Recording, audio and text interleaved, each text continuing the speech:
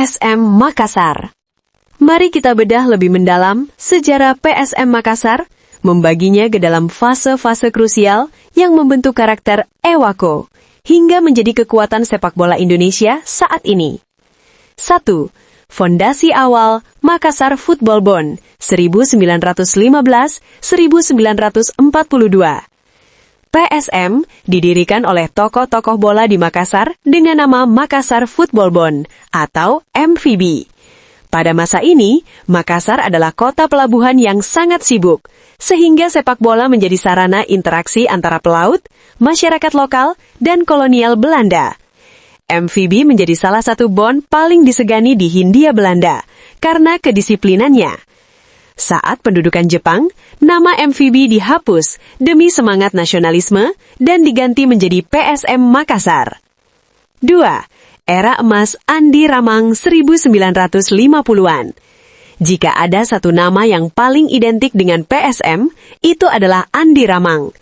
Pada dekade 1950-an, PSM memiliki skuad yang sangat ditakuti di Asia. Kehebatan Ramang, ia dikenal dengan tendangan salto dan kecepatannya. Begitu hebatnya Ramang, hingga FIFA pernah memuat profilnya sebagai legenda sepak bola Indonesia. Dominasi nasional, bersama trio Ramang, Suwardi Arlan, dan Nur Salam, PSM berhasil meraih gelar juara perserikatan berturut-turut pada 1957 dan 1959. Di masa ini, PSM bukan hanya sekedar klub, tapi representasi harga diri masyarakat Sulawesi Selatan. 3. Penjaga tradisi di era perserikatan 1960 hingga 1990-an. Setelah masa Ramang, PSM tetap konsisten di papan atas.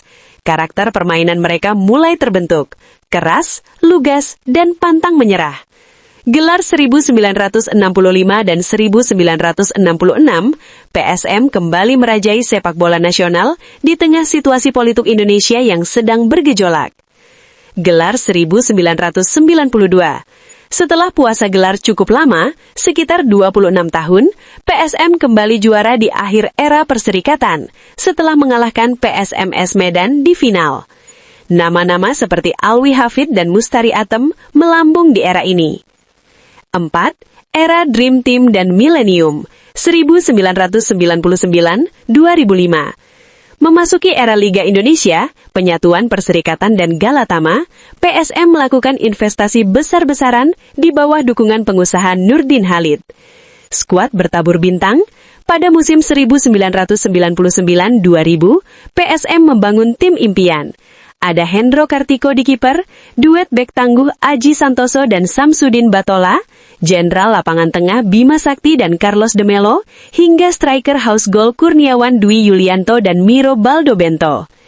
Juara 2000, mereka menjuarai Liga Indonesia setelah mengalahkan PKT Bontang 3-2 di Senayan.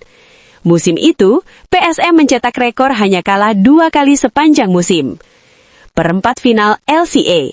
Tahun 2001, PSM berhasil menembus perempat final Liga Champions Asia, bersaing dengan klub-klub raksasa seperti Suwon Samsung Blue Wings, Korea Selatan. 4. Masa-masa sulit dan dualisme, 2010-2014. Sepak bola Indonesia sempat mengalami kekacauan organisasi. PSM mengambil langkah berani dengan menyeberang ke Liga Premier Indonesia atau LPI karena kecewa dengan kepemimpinan PSSI saat itu. Langkah ini berisiko besar karena membuat PSM sempat diasingkan dari kompetisi resmi FIFA. Namun bagi supporter, itu adalah bentuk perlawanan Ewako terhadap ketidakadilan. Juara, Piala Indonesia 2019. Gelar juara pertama setelah 20 tahun kering prestasi. Atmosfer Stadion Matowanging saat final melawan Persija dianggap sebagai salah satu yang paling intimidatif bagi lawan. Juara Liga 1 2022-2023. Ini adalah pencapaian yang fenomenal. Di tengah keterbatasan, harus pindah kandang ke Parepare karena stadion dirubuhkan dan skuad yang banyak diisi pemain muda atau akademi, pelatih Bernardo Tavares berhasil bawa PSM juara. Mereka mematahkan dominasi klub-klub kaya dengan permainan efektif, fisik kuat, dan semangat juang luar biasa.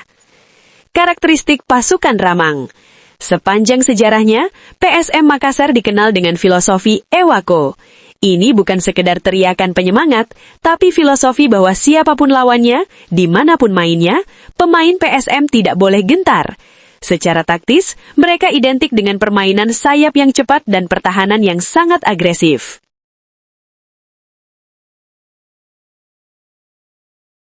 Sejarah supporter PSM Makassar mencerminkan perjalanan panjang klub itu sendiri sebagai tim tertua di Indonesia.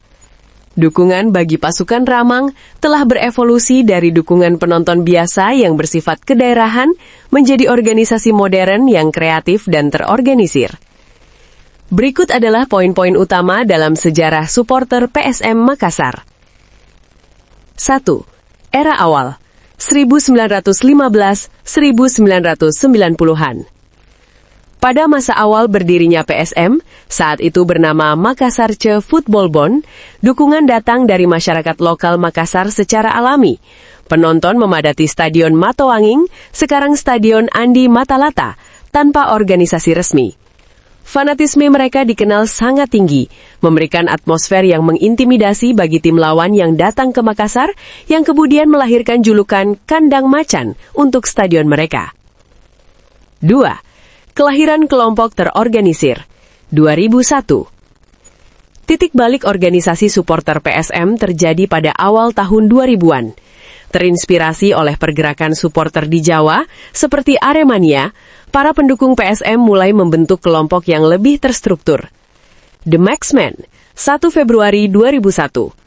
Sering dianggap sebagai pelopor supporter kreatif di Makassar.